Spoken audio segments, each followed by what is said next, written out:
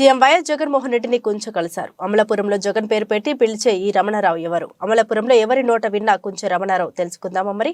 అయితే అంబేద్కర్ కోనసీమకి రండి. Good seed foundation వ్యవస్థాపకులు మరియు Uday project private limited company joint manager Kunche Ramana Rao కొద్ది రోజుల్లోనే సామాజిక కార్యకర్తగా గుర్తింపు తెచ్చుకున్నారు. అంతేకాకుండా ఆంధ్రప్రదేశ్ ముఖ్యమంత్రి వైఎస్ జగన్మోహన్ రెడ్డికి విధేయుడు. జగన్మోహన్ రెడ్డి పుట్టినరోజు వస్తే చాలు ఇక రమణారావుకు పెద్ద పండగనే చెప్పుకోవాలి. మరి అదేమిటి అంటారా?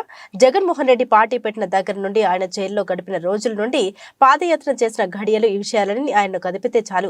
జగన్ తో పాదయాత్ర చేసిన మధురమైన విషయాలు, జైలుకెళ్లి ఆయన చూసి కంటతడి పెట్టిన మరుపురాని ఘటనలు, పార్టీ ఆవిర్భావం నుండి జగన్ ఫోటోలతో ఫ్లెక్సీల కోసం అమలాపురం నడిబొడ్లో తన యువసేనతో రాత్రంతా గడిపిన మధురమైన తీపి గుర్తులు.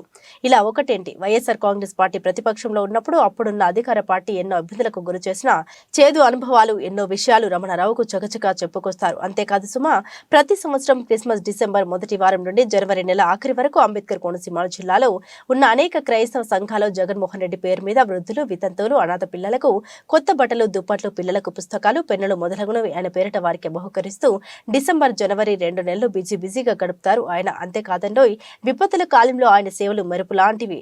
ఇంకా చెప్పాలంటే దురదృష్టవశాత్తు అగ్ని ప్రమాదంలో నిరుపేదల పక్షాన ఆయన వేలాది రూపాయలు ఆర్థిక సహాయంగా అందించి వారి దుఃఖాలను పంచుకొని ఆనందించే గొప్ప జాలి హృదయం గల గొప్ప సామాజిక కార్యకర్తని అనేక మంది కృతజ్ఞత గలవారు చెప్పుకొస్తున్నారు. అయితే బుధవారం వైఎస్ఆర్ పెన్షన్ కానుక 3,000కు పెంచిన సందర్భంగా బుధవారం Kakinada Rangaraya medical college grounds లో జరిగిన కార్యక్రమానికి వచ్చిన సీఎం జగన్మోహన్ రెడ్డిని కుంచె రమణారావు మర్యాద పూర్వకంగా కలిశారు. ఈ సందర్భంగా రమణారావును ఎలా ఉన్నావు రమణ అని పేరు పెట్టి జగన్మోహన్ రెడ్డి పిలిచారు. ఇక రమణారావుకు ఆనందానికి హద్దులేవు. ఈ సందర్భంలోనే తాను వైఎస్ఆర్ పార్టీ నుండి ఆవిర్భావం నాటి నుండి ఇప్పటి వరకు పార్టీకి చేస్తున్న సేవలని రమణారావు జగన్ కు వివరించారు.